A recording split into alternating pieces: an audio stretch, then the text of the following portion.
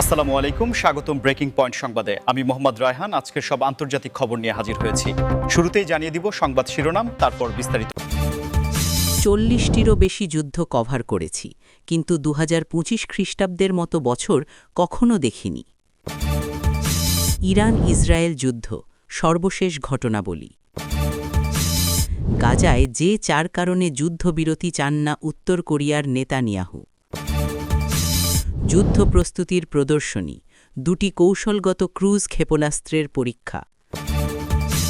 ইউক্রেনীয় ড্রোন হামলায় রাশিয়ায় নিহত 20 জন।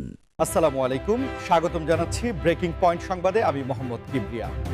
এতক্ষণ শুনছিলেন সংবাদ শিরোনাম, এবার বিস্তারিত হয়।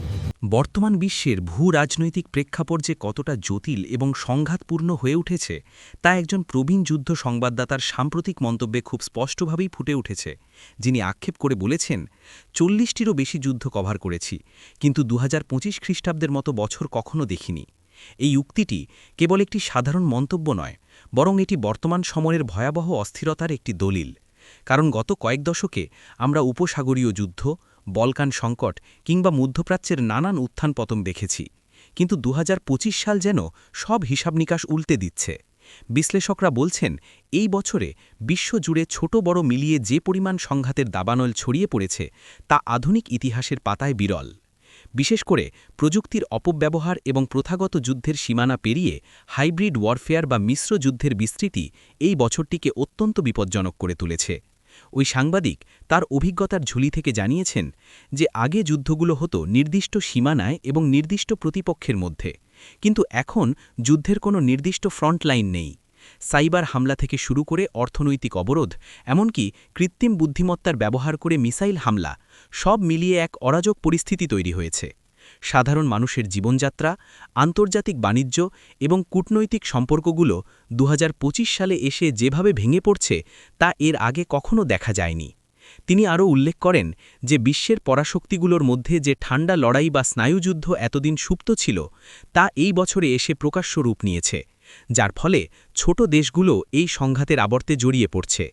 মানবিক সংকটের দিক থেকেও 2025 সাল একটি কালো অধ্যায় হিসেবে চিহ্নিত হচ্ছে, কারণ শরণার্থী সমস্যা এবং খাদ্য নিরাপত্তা এমন এক পর্যায়ে পৌঁছেছে যা সামাল দেওয়া আন্তর্জাতিক সংস্থাগুলোর জন্য প্রায় অসম্ভব হয়ে দাঁড়িয়েছে। ওই অভিজ্ঞ সাংবাদিকের মতে, তিনি তার দীর্ঘ কর্মজীবনে গোলার আঘাত, ধ্বংসস্তূপ এবং মানুষের হাহাকার দেখেছেন বহুবার, কিন্তু 2025 সালে এই সংঘাতের ব্যাপ্তি এবং তীব্রতা মানুষের সহনশীলতার সব সীমা অতিক্রম করে গেছে। দর্শকরা, আপনারা কি মনে করেন, পৃথিবী কি সত্যিই একটি বড় পরিবর্তনের মধ্য দিয়ে যাচ্ছে, নাকি এটি শুধুই সাময়িক অস্থিরতা?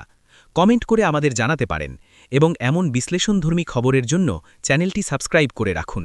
ইরান ও ইসরায়েলের মধ্যকার চলমান উত্তেজনা এবং যুদ্ধ পরিস্থিতি এখন আন্তর্জাতিক রাজনীতির কেন্দ্রবিন্দুতে অবস্থান করছে, যেখানে প্রতিদিন ঘটছে নতুন নতুন ঘটনা এবং পাল্টে যাচ্ছে রণকৌশল। সর্বশেষ খবর অনুযায়ী দুই দেশের মধ্যে সামরিক তৎপরতা এখন আর কেবল হুমকির পর্যায়ে নেই, বরং তা সরাসরি আঘাত ও পাল্টা আঘাতের পর্যায়ে পৌঁছেছে, যা পুরো মধ্যপ্রাচ্যকে একটি বড় যুদ্ধের ঝুঁকিতে ফেলে দিয়েছে। সামরিক বিশ্লেষকরা জানাচ্ছেন, সাম্প্রতিক সময়ে আকাশপথে হামলার পরিমাণ উল্লেখযোগ্যভাবে বৃদ্ধি পেয়েছে এবং উভয় পক্ষই তাদের আকাশ প্রতিরক্ষা ব্যবস্থা বা এয়ার ডিফেন্স সিস্টেমকে সর্বোচ্চ সতর্কতায় রেখেছে। ইরানের পক্ষ থেকে দাবি করা হচ্ছে যে তারা নিজেদের সার্বভৌমত্ব রক্ষায় যে কোনো পদক্ষেপ নিতে প্রস্তুত এবং তাদের কাছে থাকা অত্যাধুনিক ব্যালিস্টিক মিসাইল ও ড্রোন প্রযুক্তি ব্যবহার করে তারা ইসরায়েলের গুরুত্বপূর্ণ সামরিক স্থাপনাগুলো লক্ষ্য করে কৌশলগত অবস্থান গ্রহণ করেছে। অন্যদিকে ইসরায়েল তাদের মিত্র দেশগুলোর সহায়তায় নিজেদের প্রতিরক্ষা বলয় সুদৃঢ় করার পাশাপাশি পাল্টা আক্রমণের পরিকল্পনা সাজাচ্ছে, যা এই সংঘাতকে আরও দীর্ঘমেয়াদী করতে পারে। আন্তর্জাতিক গণমাধ্যমগুলোর রিপোর্টে উঠে এসেছে যে এই যুদ্ধের প্রভাব কেবল রণাঙ্গনেই সীমাবদ্ধ নেই, বরং এর ফলে বিশ্ববাজারে তেলের দাম এবং স্বর্ণের বাজারে অস্থিরতা দেখা দিয়েছে, যা সাধারণ মানুষের অর্থনীতিতে সরাসরি আঘাত হানছে। কূটনৈতিক মহলে এই উত্তেজনা প্রশমনের জন্য দৌড়ঝাঁপ শুরু হলেও এখন পর্যন্ত কোনো কার্যকরী যুদ্ধবিরতির আভাস পাওয়া যায়নি, বরং দুই পক্ষই তাদের অবস্থানে অনড় রয়েছে। এই পরিস্থিতিতে সাধারণ নাগরিকরা সবচেয়ে বেশি আতঙ্কের মধ্যে দিন কাটাচ্ছেন, কারণ সাইরেনের শব্দ আর মিসাইল হামলার আশঙ্কা তাদের স্বাভাবিক জীবনযাত্রাকে স্থবির করে দিয়েছে। বিশেষজ্ঞরা সতর্ক করছেন যে যদি এখনই এই সংঘাত নিয়ন্ত্রণে না আনা যায় তবে এটি কেবল দুটি দেশের মধ্যে সীমাবদ্ধ থাকবে না, বরং এই আগুনের আঁচ ছড়িয়ে পড়তে পারে পার্শ্ববর্তী দেশগুলোতেও, যা একটি আঞ্চলিক মহাযুদ্ধে রূপ নিতে পারে। আমাদের চ্যানেলের দর্শকদের কাছে প্রশ্ন, আপনারা কি মনে করেন কূটনৈতিক আলোচনায় এই সমস্যার একমাত্র সমাধান? ভিডিওটি ভালো লাগলে লাইক দিন এবং আমাদের সঙ্গেই থাকুন পরবর্তী আপডেটের জন্য। গাজার পরিস্থিতি এবং সেখানে যুদ্ধবিরতি নিয়ে ইসরায়েলি প্রধানমন্ত্রী বেঞ্জামিন নেতানিয়াহুর শিরোনামে ভুলবশত উত্তর কোরিয়া উল্লেখ থাকলেও প্রেক্ষাপট অনুযায়ী এটি ইসরায়েল হবে, অবস্থান বর্তমানে বিশ্বজুড়ে তুমুল আলোচনার জন্ম দিয়েছে। বিশেষ করে কেন তিনি এই মুহূর্তে যুদ্ধবিরতিতে রাজি হচ্ছেন না, তার পেছনে প্রধানত 4টি কারণকে দায়ী করছেন রাজনৈতিক বিশ্লেষকরা।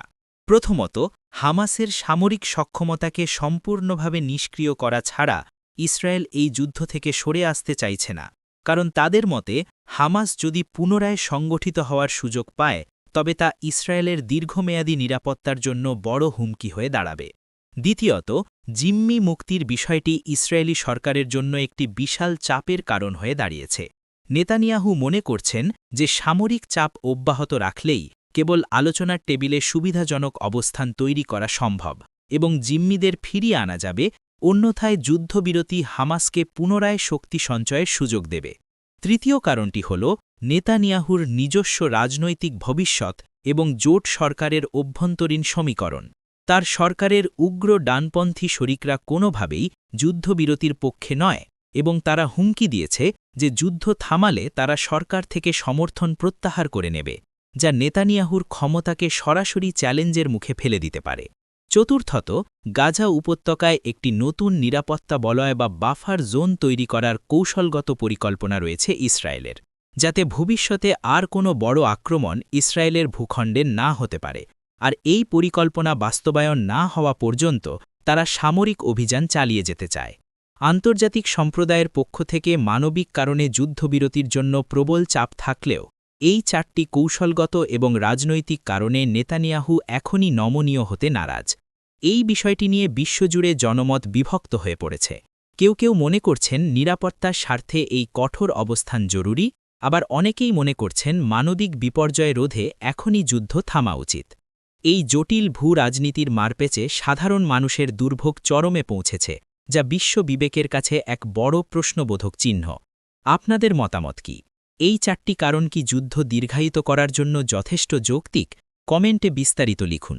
বিশ্বের সামরিক উত্তেজনার পারদ আরও এক ধাপ বাড়িয়ে দিয়ে সম্প্রতি একটি ক্ষমতাধর রাষ্ট্র তাদের যুদ্ধ প্রস্তুতির অংশ হিসাবে 2টি কৌশলগত ক্রুজ ক্ষেপণাস্ত্রের সফল পরীক্ষা চালিয়েছে, যার সামরিক বিশ্লেষকদের কপালে চিন্তার ভাঁজ ফেলেছে।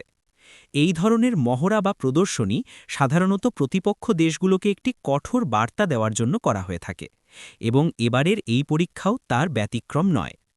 প্রতিরক্ষা বিশেষজ্ঞরা বলছেন যে 2টি ক্রুজ ক্ষেপণাস্ত্রের পরীক্ষা চালানো হয়েছে সেগুলো অত্যন্ত নিচু দিয়ে উড়ে গিয়ে রাডারকে ফাঁকি দিতে সক্ষম, এবং এগুলো অনেক দূর পর্যন্ত নিখুঁতভাবে লক্ষ্যবস্তুতে আঘাত হানতে পারে।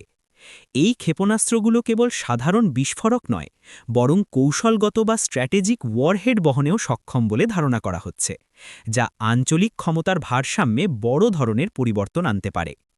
এই পরীক্ষার সময় এবং প্রেক্ষাপট খুবই গুরুত্বপূর্ণ, কারণ বর্তমানে ওই অঞ্চলে রাজনৈতিক উত্তেজনা তুঙ্গে, এবং এই ধরনের শক্তি প্রদর্শন পরিস্থিতিকে আরও অস্থিতিশীল করে তুলতে পারে।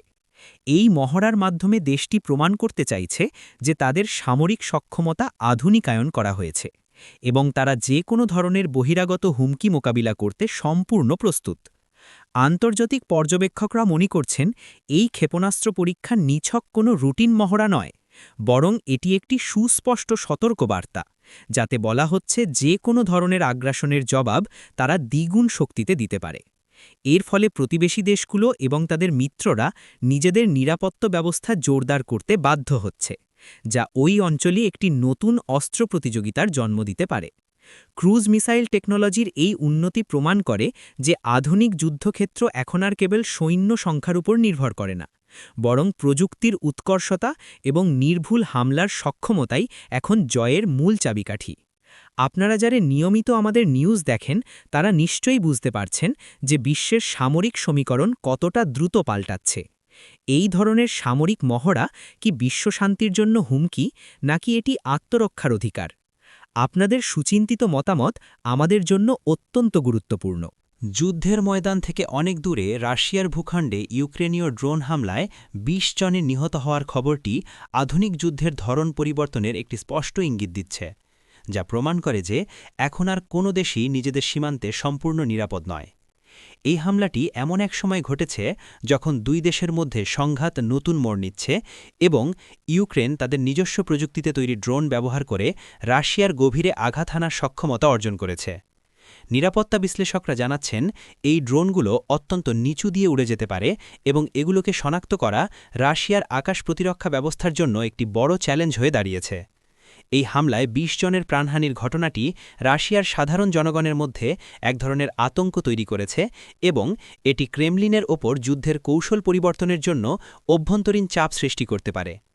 ইউক্রেন বহুদিন ধরেই দাবি করে আসছিল যে তারা রাশিয়ার জ্বালানি স্থাপনা এবং সামরিক ঘাঁটিগুলোতে হামলা চালিয়ে রাশিয়ার যুদ্ধ করার সক্ষমতাকে দুর্বল করে দেবে এবং এই সাম্প্রতিক ঘটনাটি সেই পরিকল্পনারই অংশ বলে মনে করা হচ্ছে।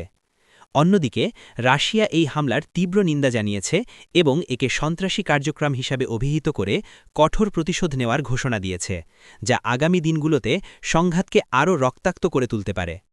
ড্রোন প্রযুক্তির এই ব্যবহার যুদ্ধের খরচ কমিয়ে আনলেও এর ধ্বংসক্ষমতা এবং মনস্তাত্ত্বিক প্রভাব অপরিসীম, কারণ এখন যুদ্ধের ফ্রন্ট লাইন কেবল সীমান্তে সীমাবদ্ধ নেই, বরং তা শহরের অলিগলিতে পৌঁছে গেছে।